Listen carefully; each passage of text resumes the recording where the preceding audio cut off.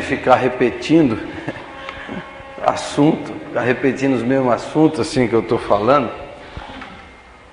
Então eu já falei bastante sobre perdão, sobre os capítulos do livro que falam sobre perdão. Então hoje nós vamos dar um salto no livro. Se você está lendo o livro aí, você vai acompanhar. Semana passada eu falei um pouco do capítulo 9 e um pouco do capítulo 10. Hoje nós vamos dar um salto para o capítulo 12 do livro. Então quem está lendo o livro aí, talvez já tenha lido ou não, o capítulo 12 desse livro.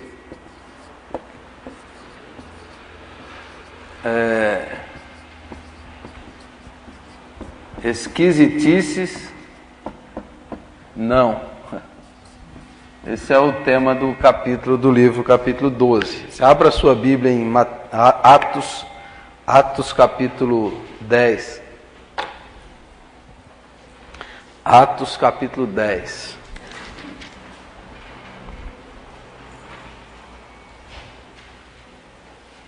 Atos capítulo 10.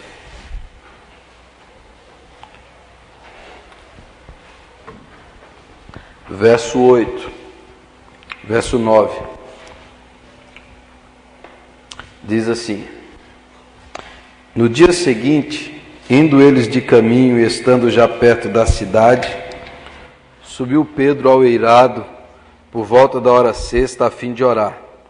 Estando com fome, quis comer, mas enquanto lhe preparavam a comida, sobreveio-lhe um êxtase. Então viu o céu aberto e descendo o objeto como se fosse um grande lençol, o qual era baixado à terra pelas quatro pontas, contendo toda sorte de quadrúpedes, répteis da terra e aves do céu. E ouviu-se uma voz que se dirigia a ele: Levanta-te, Pedro, mata e come. Mas Pedro replicou: De modo nenhum, Senhor, porque jamais comi coisa alguma comum e imunda. Segunda vez a voz lhe falou: Ao que Deus purificou, não consideres comum. Sucedeu isto por 3 vezes, e logo aquele objeto foi recolhido ao céu. Enquanto Pedro estava perplexo sobre qual seria o significado da visão, eis que os homens enviados da parte de Cornélio, tendo perguntado pela casa de Simão, pararam junto à porta, e chamando indagavam se estava ali hospedado Simão, por sobrenome Pedro. Enquanto meditava Pedro acerca da visão, disse-lhes o Espírito: Estão aí 2 homens que te procuram. Levanta-te, pois, desce e vai com eles, nada duvidando, porque eu os enviei. E descendo Pedro para junto dos homens, disse: Aqui me tendes, sou eu a quem buscais, a que viestes? Então disseram o centurião Cornélio. O centurião Cornélio, homem reto e temente a Deus, e tendo bom testemunho de toda a nação judaica, foi instruído por um santo anjo para chamar-te à sua casa e ouvir as tuas palavras. Amém. Depois você pode ler o restante do capítulo, que continua essa história. Talvez a gente leia hoje mesmo aqui o restante desse capítulo. O nosso autor do livro, Philip Yancey, fez um sermão uma vez para crianças na igreja, e o tema do sermão é o que Deus tem contra as lagostas, né? Esse era o tema, o que Deus tem contra as lagostas. E aí trouxe alguns bichos de plástico e trouxe uma lagosta viva para a criançada, né?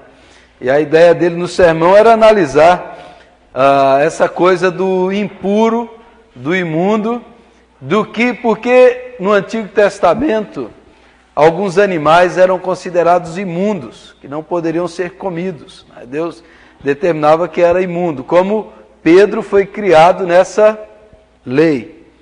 Existiam alguns animais que não podia passar perto da cozinha judaica. E perto mesmo, você não podia nem pegar em alguns animais. Se você pegasse, você era impuro. E você não poderia ir no templo, você tinha que ficar alguns dias sem participar do culto por causa da impureza. E o Antigo Testamento fala disso, né? Fala desses animais que eram impróprios para o consumo. Vários animais que a Bíblia relata. Eu quero abrir com vocês mais um texto bíblico de Levítico para a gente ver a base bíblica disso. Levítico capítulo 11. Levítico 11, tem lá as leis sobre os animais limpos e imundos. Diz assim, Levítico 11: Falou o Senhor a Moisés e a Arão, dizendo-lhes: Dizei aos filhos de Israel: são estes os animais que comereis de todos os quadrúpedes que há sobre a terra. Todo que tem unhas fendidas, e o casco se divide em dois e rumina entre os animais, esses comereis. Destes, porém, não comereis, dos que ruminam ou dos que têm unhas fendidas, o camelo que rumina, mas não tem unhas fendidas, este vos será imundo. O arganaz, porque rumina, mas não tem as unhas fendidas, este vos será imundo. A lebre, porque rumina, mas não tem as unhas fendidas, esta vos será imunda. Também o porco, porque tem unhas fendidas e o casco dividido, mas não rumina, este vos será imundo. Da sua carne não comereis, nem tocareis no seu cadáver, estes vos serão imundos. De todos os animais que há nas águas comereis os seguintes: todo que tem barbatanas e escamas, nos mares e nos rios, esses comereis. Porém, todo que não tem barbatanas nem escamas, nos mares e nos rios, todos os que enxameiam as águas, e todo ser vivente que há nas águas, estes serão para vós outros abominação. Ser-vos-ão, pois, por abominação, da sua carne não comereis, e abominareis o seu cadáver. O capítulo continua, mas só esses versos aí para a gente entender. Serão abominações até o seu cadáver, esses tipos de animais. Então, Pedro foi criado fugindo, né? Tendo asco, nojo por esse tipo de animal. É mais ou menos um dia eu conversei com um adventista, um debate demorado, com um adventista, um líder da igreja adventista, e ele sempre se referia com asco, né? Com asco, com nojo. Ele falou assim: como é que eu posso servir a Deus e comer aquele leitãozinho assado, a pururuca, aquele bacon? Ele falava isso, a gente enche a boca d'água, né? Ele enchia de nojo, assim, ele tinha um asco. É como se ele falasse de uma coisa imunda, bem suja, que era impossível alguém servir a Deus e comer uma comida daquela. Pedro foi criado nisso daí. E o nosso autor explica, achei muito interessante, algumas interpretações, porque no livro de Levítico, esses animais eram impuros, eram imundos. Então há várias explicações porque esses animais não era permitido comer. Então, há várias explicações. A primeira delas era por motivo de saúde, porque no deserto, esses animais poderiam transmitir muitas doenças, alguns desses animais. Então, eram os benefícios da saúde, por isso que ele não era permitido comer. Segunda explicação é que alguns desses animais eram necrófagos, quer dizer, animais que se alimentam de carniça. E tudo que se aproxima da morte é impuro. Deus é o Deus da vida. Tudo que se alimenta da morte e vive da morte é repulsivo a Deus. Então, essas leis eram tipos, figuras do que viria depois na revelação plena. Então, animais que se alimentavam da morte também eram animais imundos e impuros. O terceiro motivo era para se diferenciar dos vizinhos pagãos. Alguns desses animais eram usados em sacrifícios, feitiçaria dos vizinhos pagãos de Israel. Por isso, também eles eram proibidos de serem comidos pelos judeus. E o último motivo, que o Philip Yancey considera um dos mais, e aí os rabinos judeus dão essa explicação também, todas essas três mais essa, que a cozinha judaica é a cozinha kosher, como também os muçulmanos, eles comem, mas tem que ter o tipo certo de corte, tem o açougue certo, do jeito que eles comem. Então, é que o alimento, esses animais, não eram apropriados. Ou, a outra palavra que ele considera melhor, eles eram animais anormais. Quer dizer, aqueles que tinham asas, aves, eram para voar. Aqueles que não voavam eram normais. Peixe que não tem escama é anormal, então não pode. Que não tem o casco fendido e não rumina é anormal. Então tudo que era anormal, que não era o normal de que o animal deveria ser, era impróprio para o consumo. Não podia ser consumido pelo judeu. E essa é uma das explicações que os judeus dão para essas leis levíticas, que Deus estabelecia ali no deserto quando o povo saiu. E são boas explicações. E esses animais aqui não poderiam ser oferecidos. Por exemplo, até uma ovelha, um boi que era oferecido como sacrifício a Deus, se ele tivesse um defeito, ele não poderia ser oferecido. Ele era um animal inapropriado, defeituoso. Ele era normal, ele tinha uma anomalia. Ele não poderia participar do culto a Deus. Agora, o problema é que o livro de Levítico apresenta os animais e apresenta as pessoas também. Tinham as pessoas impróprias que não deveriam participar do culto. Levítico capítulo 21. Tem as pessoas impuras. Levítico 21, verso 17 a 20. Diz assim: fala a Arão, Levítico 21, 17, dizendo: ninguém dos teus descendentes nas suas gerações, em quem houver algum defeito, se chegará para oferecer o pão do seu Deus. Pois nenhum homem em quem houver defeito se chegará, como homem cego, ou coxo, ou de rosto mutilado, ou desproporcionado, ou homem que tiver o pé quebrado, ou mão quebrado, ou corcovado, ou anão, ou que tiver belida no olho, ou sarna, ou impingens, ou que tiver testículo quebrado. Nenhum desses pode oferecer o pão a Deus. Todos esses têm algum defeito, né? Na questão aqui, problema nos olhos. Então você usa óculos aí, você é inapropriado.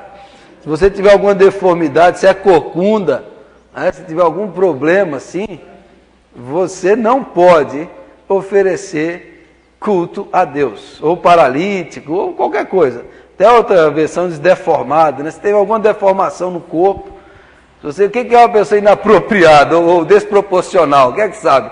Quem tem a cabeça muito grande, a barriga muito grande? Então quem assim é desproporcional, essa pessoa não pode oferecer culto a Deus no Levítico, dentro das leis levíticas. Não poderiam chegar-se a Deus. Era impuro, era inapropriado. Você fala assim, mas e aí, quem é que pode? Quem é que pode? Como é que pode oferecer culto a Deus? Então no Antigo Testamento havia animais impuros e pessoas impuras. E a ideia do Philip Yancey é que, de acordo com a lei do Levítico, quem fosse esquisito não entrava.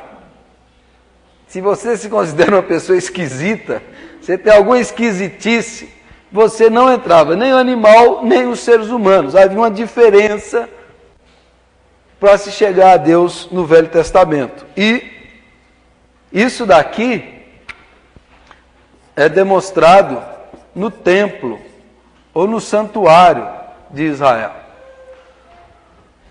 Como que o templo era feito? Os irmãos sabem disso. Havia o pátio, que era o lugar onde o gentil podia ficar, lá fora. Suponhamos que ali fora é o pátio, né? Ali, quem não é filho de Abraão fica lá fora, cultua a Deus lá fora. Entra no santo lugar, que seria mais ou menos aqui dentro. E no santo lugar você tem um lugar das mulheres, as mulheres ficam lá no fundo, os judeus comuns ficam mais aqui à frente, os sacerdotes ficam mais aqui perto, mais aqui na plataforma. E depois tinha uma grande cortina tinha uma grande espessura, que era o véu do templo, que separava o santo lugar do santo dos santos, o santíssimo lugar, que o sacerdote entrava uma vez por ano para oferecer o sacrifício no santíssimo lugar e entrava com a corda amarrada no seu pé. Caso ele morresse lá dentro, ninguém podia entrar, puxava ele para fora, puxava ele, porque lá era o santo lugar, o santíssimo. O santíssimo ficava a arca da aliança que Deus tinha dado ali a Moisés, colocou as tábuas dos 10 mandamentos, a vara de Arão que floresceu, o urim, o tumim e o maná. Então, ali era divisão, era dividido. A ideia é que Deus ficava separado do povo. E o povo não tinha acesso a Deus. Deus era santo, santo, santo, que é o separado, separado, separado do povo. E havia essa divisão entre as pessoas. Isso era o Antigo Testamento. No próprio templo você percebia essas divisões. Os apóstolos, Pedro, todos foram criados com essa mentalidade. Havia lugares sagrados e lugares profanos. Havia alimentos sagrados e alimentos impuros. E havia pessoas sagradas e pessoas impuras e pessoas profanas. Havia uma divisão. Isso era muito claro. Agora, quando Jesus desceu, quando o Verbo se fez carne e habitou entre nós, Jesus vai fazer uma revolução nesse negócio aqui. Jesus vai mudar totalmente essa perspectiva. Ele vai causar um choque, um impacto em como eles viviam a fé. Agora imagine aqueles judeus que estão vivendo assim há mais de 500, 800, quase 1000 anos. Chega Jesus e começa a viver e falar diferente daquilo ali. Ele começa a fazer coisas diferentes daquelas. E ele começa a dizer que Deus estava com ele, que ele e o Pai eram um só. Então, a mensagem da nova aliança, do Evangelho, da graça, seria, se a gente entendesse bem, seria um cumprimento da lei, uma aplicação profunda da lei. Ele levou a lei no seu sentido e no seu espírito e tirou a lei do aspecto exterior, do aspecto apenas visível, e levou para aquilo que Deus intencionava, porque o plano de Deus é uma pedagogia. Deus estava preparando o povo, mostrando por figuras, por tipos, quem Deus era, como Deus era. Então tudo isso era uma preparação.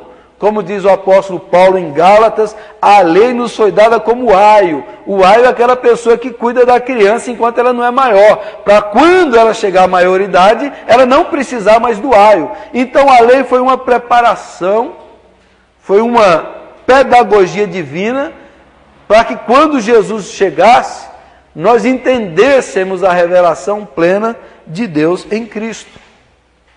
E Jesus fez isso. E Jesus viveu isso. Então ele vai citar alguns textos bíblicos que eu não vou ler aqui com vocês.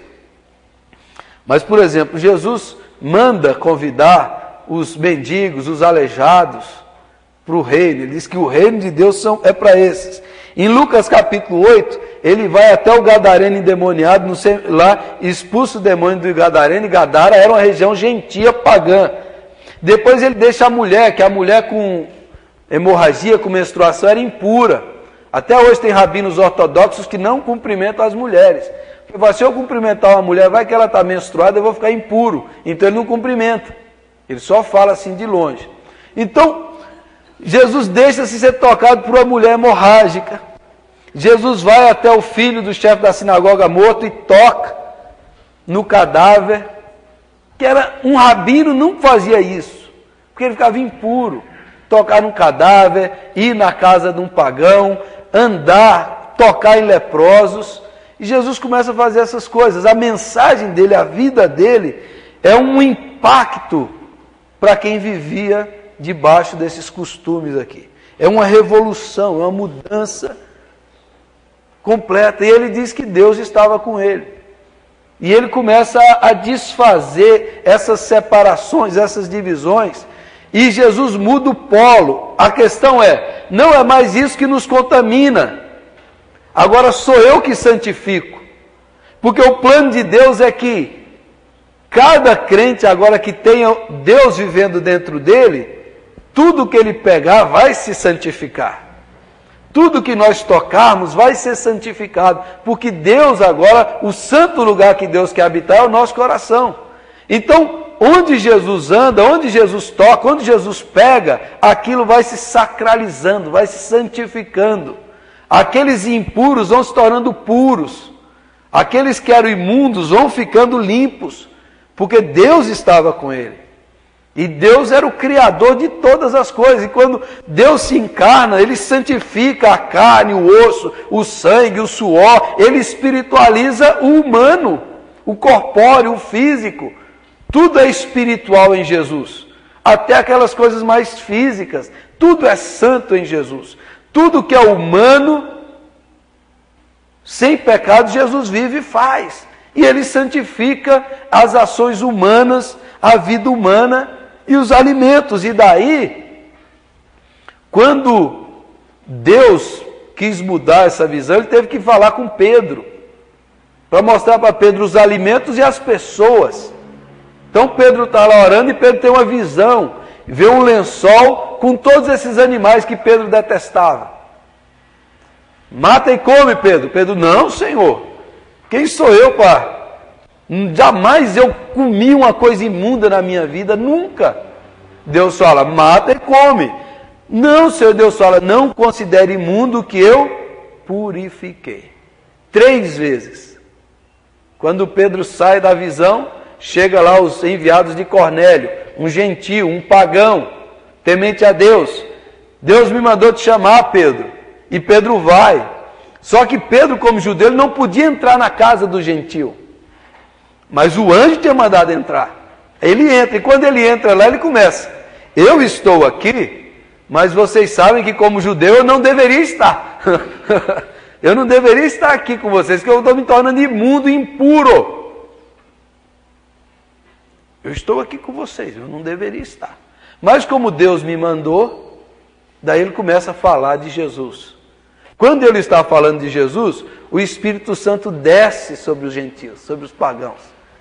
Aí Pedro fica admirado.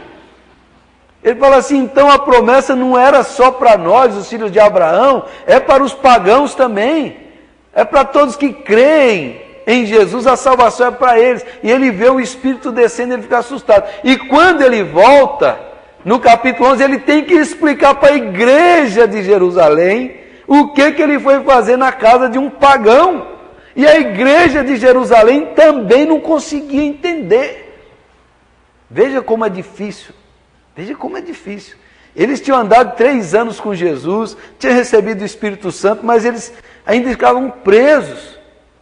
Então Pedro tem que explicar para a igreja. Depois há um problema na igreja de Jerusalém por causa disso, porque alguns diziam, a gente é de Jesus, mas tem que circuncidar. A gente é de Jesus, mas não pode comer isso. Então havia todas aquelas leis, todas aquelas coisas. Quem melhor entendeu o Evangelho da graça de Deus, de todos os apóstolos, foi o apóstolo Paulo. Que até Pedro disse, ele escreve umas coisas difíceis de entender. Porque ele teve a revelação plena. O Pedro, o Tiago, estavam todos condicionados pela cultura judaica. Paulo foi o único que teve a revelação e falou assim, a revelação é mundial, é universal. A graça é para todos. E todas essas leis, essas regras, tudo isso já ficou esclerosado. Paulo fala isso. Isso aqui ficou obsoleto, esclerosado, acabou em Cristo. Isso aqui tudo era sombra, era figura. Se você se colocar debaixo disso de novo, Cristo de nada vos aproveitará. Então Paulo dá o salto e Pedro deu um trabalho para o Espírito Santo, né, para aceitar que o gentio agora podia fazer parte da aliança, de que os pagãos também, a graça era para todos, e daí os os alimentos, as regras alimentares, tudo isso era para todos. Então o Espírito revelou isso para Pedro e a igreja começou a se abrir. Mas mesmo assim, Pedro não foi, quem foi Paulo levar o evangelho aos gentios. Então, tudo isso aqui, toda essa história de Pedro serve para nós. Porque lembra, como eu falei aqui, que Jesus nos traz para a aliança, para a graça, para o estilo de vida, mas a nossa natureza quer levar Jesus para a religião de novo. A gente quer colocar Deus de novo num lugar, prender Deus dentro de uma religião, e estabelecer regras e doutrinas para a gente ficar submetidas a elas. Há uma tendência nossa a dividir o mundo dessa maneira, entre sagrado e profano, entre o que é de Deus e o que não é de Deus. Essa tendência nossa a dizer, não, isso aqui é fora da igreja, aqui é dentro da igreja, a gente dividir essas coisas. Isso é muito comum, muito comum. Eu vi o pastor Silmar Coelho, né, que não é reverendo, dizendo umas coisas lá que ele disse que muitas pessoas na igreja dele vinham e falavam assim, pastor, o senhor não pode contar essas coisas no púlpito. Como que um pastor conta umas coisas dessas no púlpito? Não pode. Aí ele respondia assim, o que eu conto no púlpito, eu posso contar na cozinha e no quarto da minha casa. Porque o púlpito não é mais santo, não é mais sagrado do que o quarto da minha casa. Certo? Não é. Tudo é santo para quem é santo. Todo lugar é santificado. Agora, a nossa mente, a gente faz o seguinte. A gente separa Deus em um dia santo, num lugar santo, com uma pessoa santa, que é o pastor, vestido com roupas santas, para um culto santo. E aí o resto dos 6 dias, aí é profano. Aí a gente faz como a gente quer, do jeito que a gente quer. Jesus veio exatamente para acabar com isso. Jesus veio para revolucionar essa visão. Jesus veio para mudar essa coisa. Que o Evangelho não é uma religião. O Evangelho é um estilo de vida. É um relacionamento com Deus. Que o nosso culto, todos os dias. E aquilo que a gente fala em casa, a gente deveria falar entre nós. Porque Jesus veio colocar coisa no meio da vida. Ontem eu estava falando lá no aniversário dele sobre o vinho, a água e o vinho. Jesus pegou ali, pega essas talhas. As talhas eram consagradas do templo. Eram objetos sagrados do templo. Jesus falou, enche de água. Na hora que encheu, Jesus fez o milagre. Saiu vinho do lugar sagrado. O que Jesus faz? Jesus profana o sagrado. Jesus profana o objeto sagrado. E ele faz isso intencionalmente. Jesus escandaliza intencionalmente. Quando Jesus conta a parábola do bom samaritano, aquilo é um escândalo. Aquilo é um escândalo. É mais ou menos Jesus contasse hoje aqui para nós, que somos crentes, diz assim, ó, o cara caiu lá, passou o padre, passou o pastor, passou o macumbeiro. O macumbeiro pegou o samaritano. Colocou no seu carro. É o macumbeiro. Porque o samaritano é mais ou menos como a gente vê um macumbeiro hoje. Macumbeiro, aquele que era pagão, era sincrético, era misturado, era quem misturou o culto santo de Deus. Então o judeu tinha pavor do samaritano. Aí Jesus conta uma história e coloca o herói da história, é o samaritano. Agora você está de brincadeira, né, Jesus? Você está de brincadeira. A maior revelação que Jesus deu nos evangelhos inteiros foi para a mulher samaritana. Foi para a mulher samaritana, a mulher que já tinha 5 maridos. Estava no 6º e era samaritana e era mulher. Então era mais ou menos você comparar assim, pior do que um cachorro, né? Como um rabinho, obrigado, eu não sou gentil, não sou escravo, não sou mulher e não sou um cachorro. Que é a mesma coisa, ela era mulher samaritana e tinha 6 maridos. E Jesus, a única pessoa de Jesus, eu sou o Messias, eu que falo contigo. E vem a hora que os verdadeiros adoradores não vão adorar nem aqui nem ali, mas em espírito e em verdade. Aí Jesus escandaliza, não é um auditório seleto, e aí Jesus ainda faz dessa mulher a primeira missionária do Evangelho, essa mulher.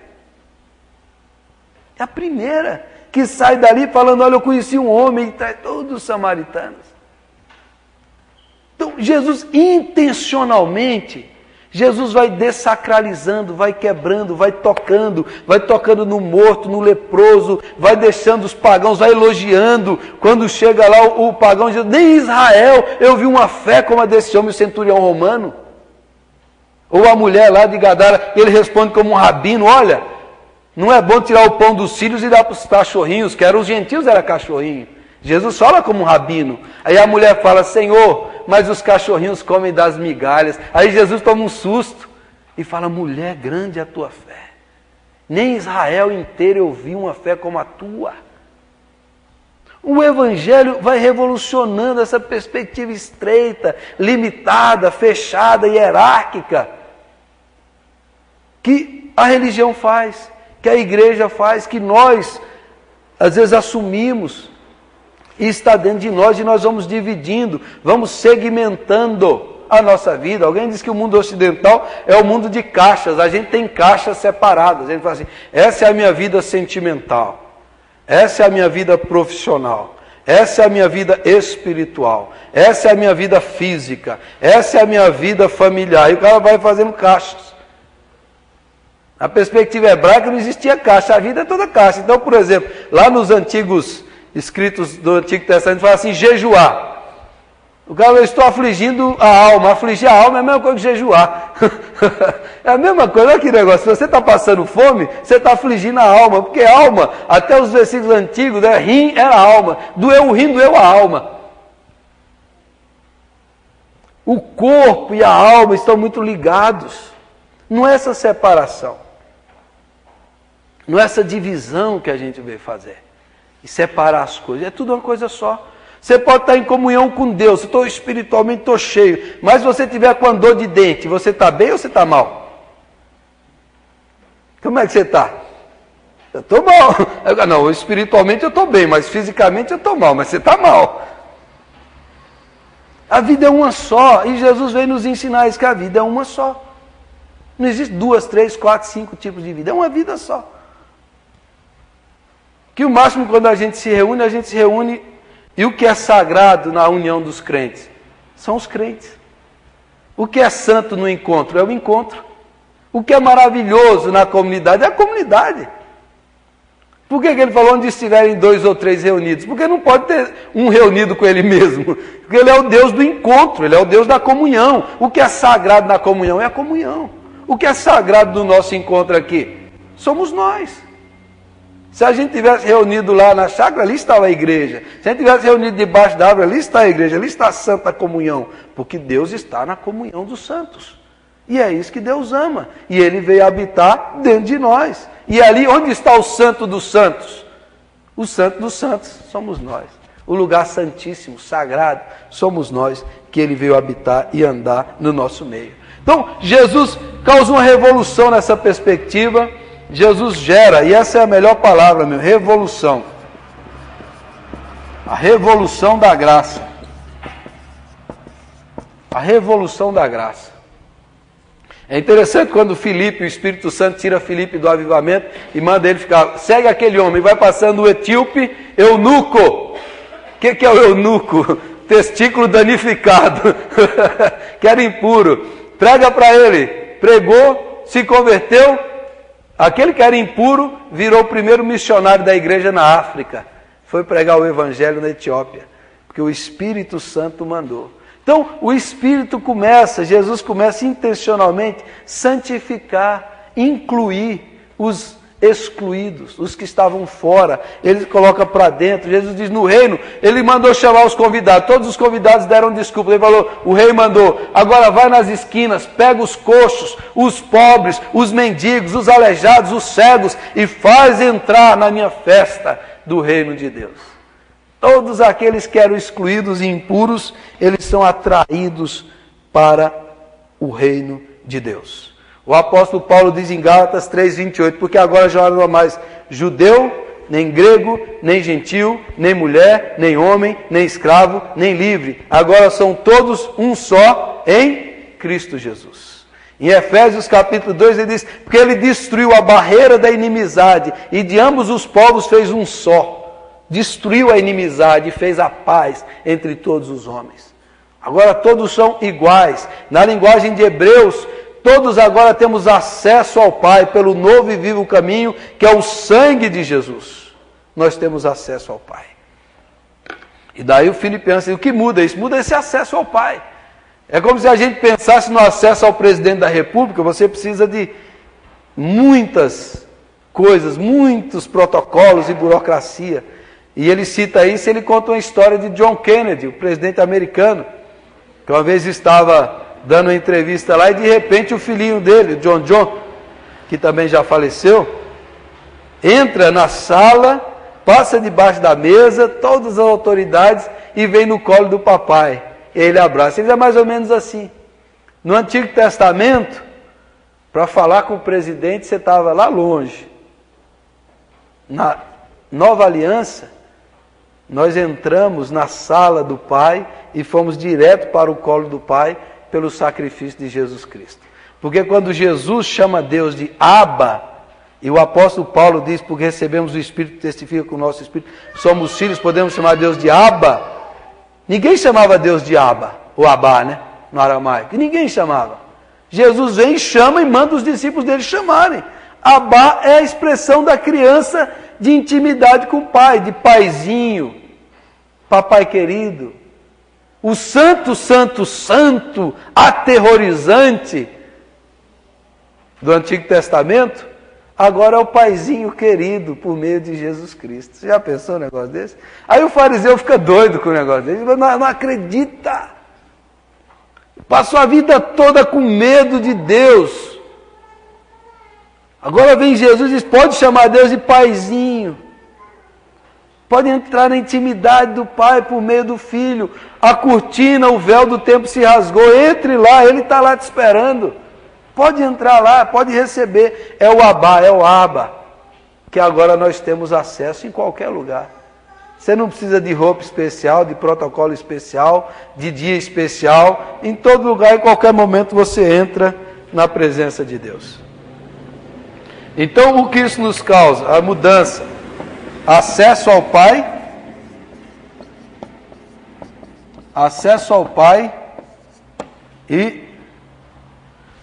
que ele chama de como olhamos para os diferentes.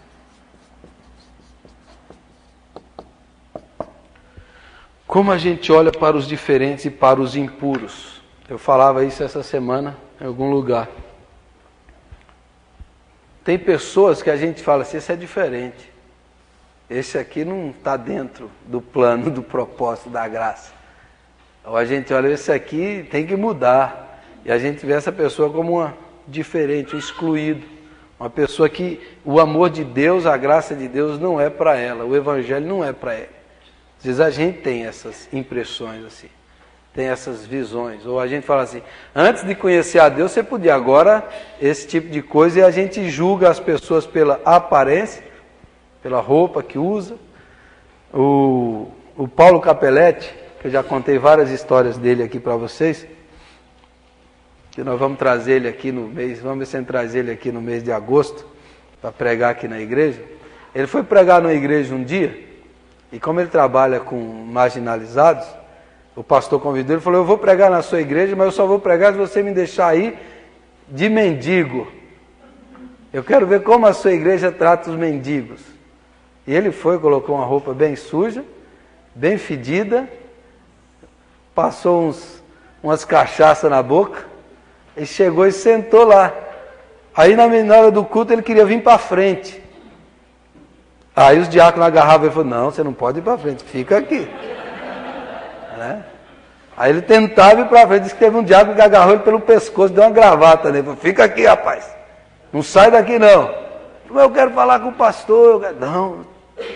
E teve outras pessoas que ele foi beber água lá, uma mulher lá xingou ele, uma mulher crente, xingou ele, tudo que é nome na igreja. E ele ficou lá. Aí na hora o pastor chegou e falou, eu vou convidar o pregador da noite. Ele chamou, ele saiu lá, e o povo todo envergonhado. Então quando ele vinha aqui, se ele vinha de mendigo, você já fica esperto. Você já fica esperto. Ele parece mendigo mesmo, você fica esperto. Então como é que a gente lida com essas pessoas, né? Tá? Então um pastor amigo meu, que todo culto tinha visitante, fica em pé. Seu nome, por favor. De onde você vem? Aí um dia ele estava lá na igreja, tem 2 travestis. Aí na hora de apresentar, ele olhou bem e falou, não, deixa eu ficar lá no canto lá. Seu nome, de onde você vem? O que você faz da vida? Né? Então esse daí ele não apresentou. Sem falar que as pessoas próximas foram se afastando. E ficou só os 2 lá. E os bancos ficaram vazios ao redor deles lá. Por quê? Você não está apto nem preparado para receber essas pessoas. Eu tenho um amigo meu lá em Londrina, que ele começou uma igreja, e não era a intenção dele, mas aconteceu da igreja dele, começou a atrair jovens fora do normal, né? Jovens fora do comum. Então eu ia lá, às vezes, ia pregar lá na igreja dele, você fica assustado de ver. Um rapaz com cabelão desse tamanho aqui, com a orelha alargada, sabe? Alarga a orelha aqui, ó. Abre desse tamanho, enfia um ferro no nariz, e você fica olhando para aquilo e cantando lá na frente no louvor, você fica olhando para aquilo ali, Senhor amado. Até eu falei para esse rapaz, eu conheci ele, falei assim, como que é ser de uma nova raça, assim, mutante? Você deve ser mutante, você não deve ser humana. Né? Eu falei para ele, que era amigo dele, brincando, aquelas moças cantando, tatuagem em tudo que é lugar. Tatuagem assim, você fica pensando, não é? Deus aceita isso aí ou não? Deus aceita isso aí ou não? E hoje eu estava dando a palestra essa semana lá, eu fiz a pesquisa lá, diz que 50% dos universitários brasileiros têm tatuagem. E 60% das mulheres das universidades, das moças lá, têm piercing. É um negócio, é uma epidemia isso aí, né? Então quem está mais tempo, olha para isso e fala, mas não pode. Então outro rapaz também que se converteu na minha igreja, que era desse grupo, desse meio todo aí, e ele ouviu umas músicas, de música evangélica. Eu disse, é evangélica. Como chama essa banda? Antidemo. É banda de rock metal, pesadíssima. Você ouve aquilo ali e você fala, será que Deus está num negócio desse? Será que Deus... Porque a gente não está acostumado. É diferente. Não está no nosso ambiente religioso. E aí eu pergunto para vocês, quem é que vai alcançar essa turma? Quem é que vai alcançar essa nova geração? Será que Jesus ama também esse povo aí ou não? Será que o evangelho é para eles, a graça é para eles também? Claro que é. Será que Jesus veio incluir os impuros, que a gente considera, os imundos, os sujos, aqueles que estão fora? E daí, percebam, aí o outro amigo meu também de Londrina, que trabalha na cidade próxima, Márcio Coyote, ele tem um ministério também assim, chamava, é uma igreja presbiteriana, só que era chamada de Toca do Coyote, a igreja. Era o nome dele, era Toca, só gente diferente lá, né? Ele saía na sexta-feira à noite evangelizar nas ruas, nos lugares lá de prostituição de Londrina. E ele foi muitas vezes e vai ainda muitas vezes. E ele tinha uma casa que acolhia. E o que ele falou? O que ele encontrou de prostitutas e travestis lá? Maioria, a grande maioria, são vítimas. E muitos são oriundos de igreja evangélica. Maioria. Travestis, filhos de crentes, alguns abusados sexualmente na infância, travestis e prostitutas. A grande maioria. Eu posso trazer ele aqui, ele vai mostrar as fotos para você e vai contar. Ele vai contar dos amigos deles lá. Pessoas que não encontraram a graça na igreja. Aí o Filipenses cita aqui num capítulo, ele vai citar isso. De um homossexual falou, é muito mais fácil para mim encontrar sexo na rua do que um abraço na igreja. O cara disse isso para ele. E ele conta lá em Londrina, as pessoas, e tinha alguns ainda lá que a mãe era crente, mas deixa a filha, fica prostituindo, que a filha sustentava a mãe na igreja. Casos assim, casos assim, casos assim. E abuso sexual dentro da igreja é um negócio que está cada vez mais comum, né? Abuso de menores, essa coisa aí. Eu mesmo já conheci alguns casos, já conheci abusados e abusadores. Já conheci também. Alguns casos. E pessoas que são vítimas e estão fora do local, do comum, do meio. E como é que vai conviver, como é que a gente vai aceitar. Como a gente lida com os diferentes, com aqueles que preferem outro tipo de roupa, que tem outro estilo de viver, outra cultura, outra linguagem, outra forma de compreensão. A graça é para eles, o evangelho é para eles. A gente está dispostos a alcançá-los e amá-los. Tem um ministério nos Estados Unidos e chegou no Brasil, que chama Sexy Church. Tem um site na internet lá que você entra. Sexy Church. É um ministério que eles criaram para evangelizar o pessoal ligado com a indústria pornográfica, que é a indústria que tem milhares de funcionários e gera bilhões de dólares. Então é um ministério que evangeliza. Eles vão nesses lugares e tal, e eles criaram esse ministério para evangelizar. O próprio líder do ministério era um ator pornô que se converteu. E aí a linguagem, o próprio site, quando você entra no site, você vai assim, opa, que site que é esse? Por causa das letras, mas é bíblico para alcançar essas pessoas. Pessoas que normalmente a gente acha que está fora da graça, está fora da salvação. Não há espaço para eles. E aí o que eu digo é, na graça de Deus há lugar para eles. O que não há lugar para eles é às vezes dentro da igreja. Dentro da igreja não há lugar para eles, não há espaço para eles. Não há espaço para convertidos, travestis, como pessoas que se convertem. Como é que vai fazer? Um amigo meu me contou agora, nesse congresso que eu estava, falou para mim que ele soube da história lá de duas eram homens, a vida toda viveram como travestis, fizeram a cirurgia, agora são mulheres. E agora se converteram. O que vai fazer com elas? Vai operar de novo para virar homem? Não tem mais jeito, já cortou. E agora? É verdade, história verdadeira. O que vai fazer com elas? Né? O que vai fazer com elas? Aí a gente pergunta, e na ressurreição, eles serão mulheres ou homens? Isso é o que fiquei perguntando depois, né? Mas como é que a gente vai lidar? E aí a questão é, o nosso mundo, cada dia está mais diferente. A nova geração, cada dia está mais diferente. Cada dia está mais diferente. Como é que a igreja vai alcançar essa geração informada do cérebro, da tecnologia, da internet, da relativização de tudo? Essa geração, a igreja está aberta ou a igreja vai deixar a moçada de fora, a juventude de fora? E não vai tolerar, aceitar e pegar a essência da coisa e ficar preso na aparência, na roupa, nisso, naquilo outro? Essas coisas a gente tem que pensar.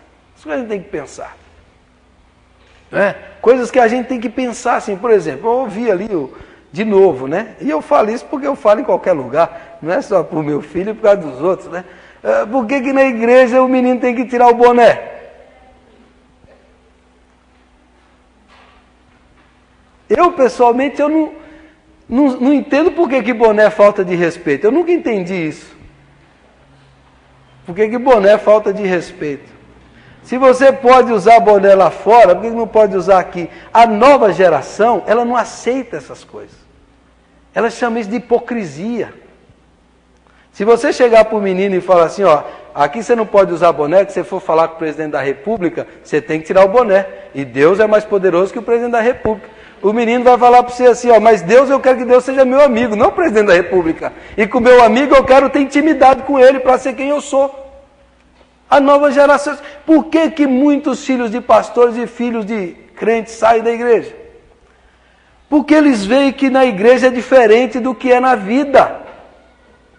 E a nova geração, ela tem um asco com tudo que é hipocrisia e aparência. Tudo que cheira, lá é de um jeito, aqui é de outro, não serve para mim. O que eu sou lá na minha casa, eu tenho que ser aqui. A roupa que eu uso lá, eu tenho que usar aqui. Porque essa nova geração, ela tem repulsa à formalidade, à aparência, a fazer a coisa porque tem que ser assim, sem uma explicação, sem uma causa, sem um motivo. Por que na década de 90, final da década de 80, década de 90, Igreja Renascer em Cristo, Comunidade Sara Nossa Terra, essas igrejas nasceram da onde? Dos filhos dos jovens presbiterianos, dos filhos dos crentes presbiterianos. O Estevão Hernandes ficou rico graças a quem? Os filhos dos crentes presbiterianos. Esvaziou as igrejas presbiterianas, metodistas, luteranas de São Paulo. Foi tudo para a igreja dele. Foi tudo para a igreja dele.